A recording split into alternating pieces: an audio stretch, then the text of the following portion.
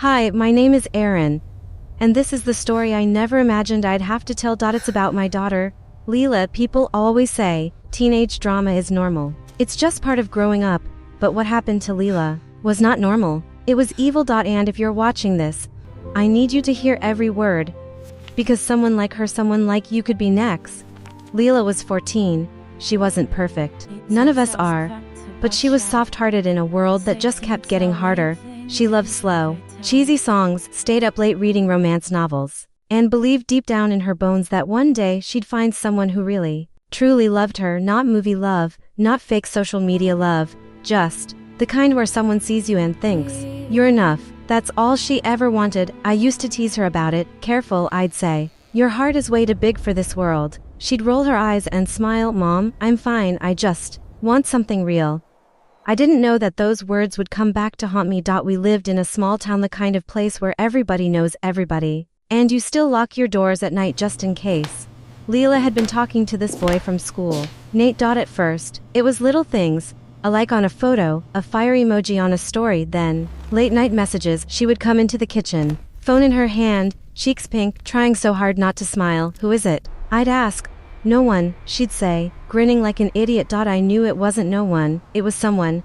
I just didn't know that someone was a lie. Nate wasn't alone, he had a friend, Kellan. They were always together, like a bad habit.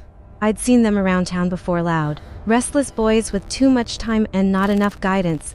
I later found out they'd already had a few run-ins with the police. Nothing big enough to scare their parents, apparently. Just enough to warn the rest of us. I wish I'd known more. I wish someone had told me, Erin, keep your daughter away from those boys.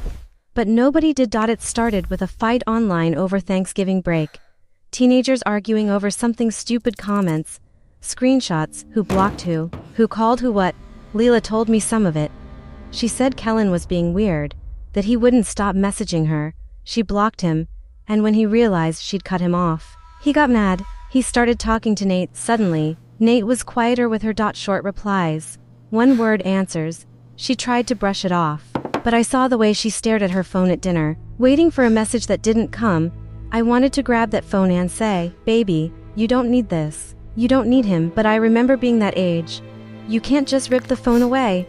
You have to be careful, or they'll shut you out. So instead, I asked her how she was feeling. I'm fine, she said, but her eyes said, please, someone want me. A few days later, she came into the living room, hair brushed, wearing her favorite hoodie and lip gloss. Her phone buzzed, and she jumped like it was a fire alarm. Who is it? I asked lightly. She hesitated, then smiled. It's Nate. He kind of has a crush on me. My stomach twisted, but I kept my voice calm. Has he asked you out? Not like that, she said. He just wants to hang out, talk in person. Something about it felt wrong. Where? I asked. Just behind the neighborhood, she said. Near the woods. He doesn't want people to see us, because of drama with his ex, I think. Every instinct in me screamed no. That one word sat on my tongue, heavy and panicked. But she looked so hopeful. So desperate to finally be the girl someone chose. Are you sure you know him well enough? I asked Mom. She laughed nervously. I'm not stupid. I'll text you. I'll keep my location on. I won't be long. I should have grabbed her hand. I should have said, you're not going. But I remember being young. How saying no without explaining felt like a prison. So I tried to reason. Daytime only, I said. And if anything feels off, you come home immediately. She hugged me. Promise, she said. I watched her walk out the door, ponytail bouncing, phone in her back pocket. I didn't know that was the last time I'd see her alive. When Lila didn't come back after a little while, I told myself, she's just talking. First hush, give her some time. Minutes turned into an hour. An hour turned into 3. Her location stopped updating. Her messages turned into silence. I called. No answer. I called again. Voicemail. Something cold settled over me. By nightfall, I was at the police station, filing a missing person report with shaking hands. My voice barely working. She's 14, I said. She doesn't just disappear. Something's wrong. They asked me the same questions over and over. What was she wearing? Who is she with? Did she run away before? No, I said. She wouldn't do that. Not to me. Not to her little sister. I went home that night, but I didn't sleep. I sat on the couch, staring at the front door, waiting for it to open. It never did. They found her the next day. A stranger out walking saw something in the woods and called it in. The police arrived at my door, with faces that had forgotten how to smile. I don't remember their exact words, All I remember is the way the room tilted. How my body forgot what air was. You don't think about the details when you're a parent, you think. Bring her home, you don't think. What did they do to her? I later learned enough to know it was cruel. That it wasn't an accident. That they hurt her. That they tried to erase what they'd done. That she died alone. In a place she was lured to by the idea of love. My baby. My girl who just wanted to be seen, to be wanted, was treated like she was nothing. The investigation moved fast. To fast. In some ways, not fast enough in others. The names came up: Nate. Kellan. The same boys she'd been arguing with online, the same boy who'd told her he liked her, the same boy who told her to meet him in the woods. The police said they'd argued with her on social media, that she'd blocked one of them, that she'd insulted the other, like words were enough reason to end a life. They said the boys were angry, that they wanted revenge. They painted it as some kind of teenage fight. Gone too far, but let me ask you this. How do you accidentally ask a girl to meet you where no one can see? Take her into the trees, and make sure she never walks out again. That's not a fight, that's a plan. That's not a mistake.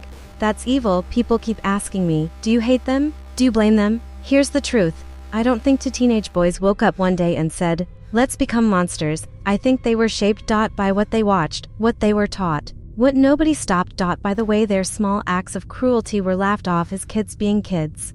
Somewhere along the way, they learned that other people weren't real, that girls were objects, that online words could be repaid in blood. I don't excuse them.